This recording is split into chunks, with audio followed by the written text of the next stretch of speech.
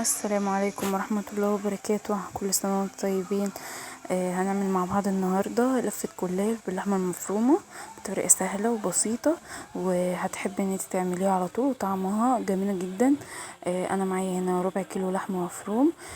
معايا دول بصلتين وسط، انا فرماهم او خرطيهم ايا كان. معايا فلفل اصفر وفلفل احمر، مش متواجد فلفل الالوان حطي فلفل اخضر عادي برضو مفيش مشكلة. انا معايا معلقة صلصة، معايا صلصة ومعايا 11 بهار وملح وبابريكا وكمون وكزبرة وفلفل اسمر. هي دي البهارات بتاعتي.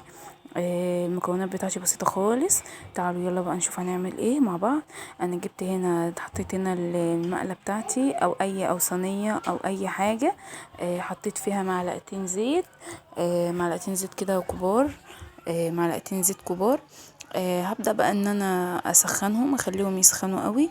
وهبدأ انزل بيهم. انا كده عملت اختبار للزيت، لقيت الزيت سخن، رحت نازله باللحمه المفرومه بالشكل ده كده.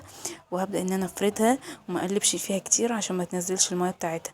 انا مش عايزاها تنزل الميه بتاعتها. انا هي بالشكل ده كده يا دوبك يعني تاخد الصدمة بتاعتها، واقلبها على الوش التاني.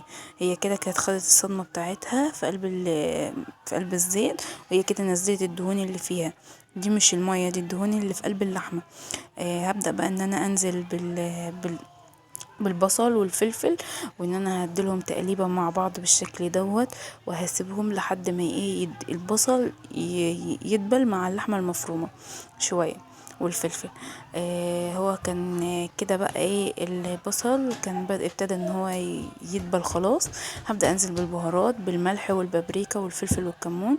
ودوت ال11 بهار. ال11 بهار دول يا جماعة بيخلوا طعم اللحمة المفرومة في حتة تانية. انا حطيت نص الكيس، ما حطيتش الكيس كله، حطيت نص الكيس.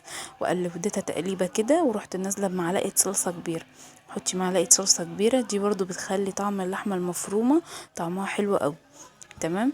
انا نزلت بقى بيها كده وقلبتها وسبتها يعني دقيقتين كده على النار.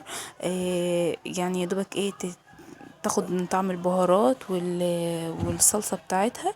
هبدأ بقى ان انا اجيب عندي هنا صينية، صينية وسط مش كبيرة، عشان انا لفة الجلاش بتاعتي مش كبيرة. هبدأ بقى ان انا دول معلقتين سمنة انا مسيحاهم، ما بس مش مسخناهم، يعني انا دفياهم كده بسيط. هبدأ بقى، ودي اللحمة المفرومة اللي انا عصقتها، طعمها جميل والله العظيم جدا. جبت بقى هنا الصينية، وبدأت بقى ان انا ادهنها من السمنة بتاعتي. هدهنها كويس قوي، وهدهن الحروف بتاعتها برضو. يعني هدهن الصينية كلها بالسمنة بالشكل ده كده.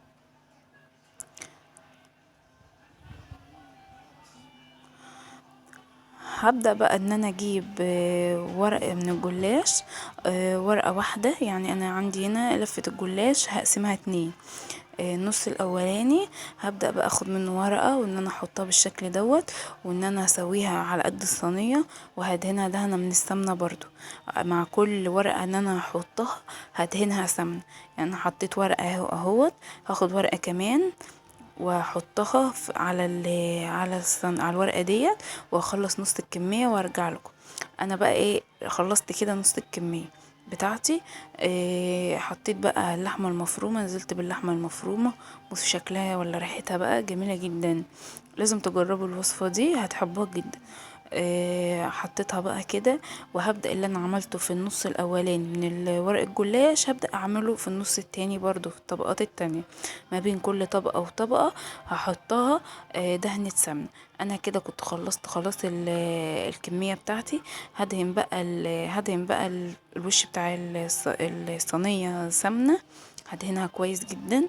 وان انا يعني هتدهنيها، وهتدهني برضو الحروف بتاعتها، وهتدهنيها كويس بين السمنة. وهتبدأي بقى ان انتي تقطعيها. هتقطعيها بقى بالشكل اللي انت عايزاه. هتقطعيها مكعبات، يعني مربعات كده تمام، هتقطعيها مثلثات زي ما انت حابه. قطعي التقطيعه دي ترجع لك انت. انا دلوقتي قطعتها كده مربعات، يعني كل مربعات زي ما انتوا شايفينها كده. معايا بقى هنا بضايه، ومعايا كوبايه لبن وفلفل اسمر. انا بقى هجيب طبق معايا كده، وهبدأ ان انا انزل بالبضايه والفلفل الاسمر كوباية اللبن وهضربهم مع بعض كويس جدا. انا حطيت فلفل اسمر عشان ريحة الزفارة بتاعت البيض. وهبدأ انزل بيهم على الجلاش بالشكل ده. انا بقى نزلت بيها كده وقلبت الصينيه لحد ما الخليط شرب الجلاش كله. وده شكلها بعد ما استوت وطلعت من قلب الفرن. بصوا يا جماعه والله العظيم طعمها وريحتها ولا اجمل من كده. تعالوا اوريها لكم بعد ما اقطعها. ده شكلها بعد ما قطعتها وريحتها بقى ولا طعمها. مقرمشه من بره ومن جوه طريه. وبصوا شكلها عامل ازاي، جميل جدا. لازم تجربوه. وما تنسوش طبعا لو الفيديو عجبكم ما تنسوش اللايك والشير وسبسكرايب للقناة وتفعلي زر الجرس عشان يوصلكوا كل جديد. والسلام عليكم ورحمة الله وبركاته. باي.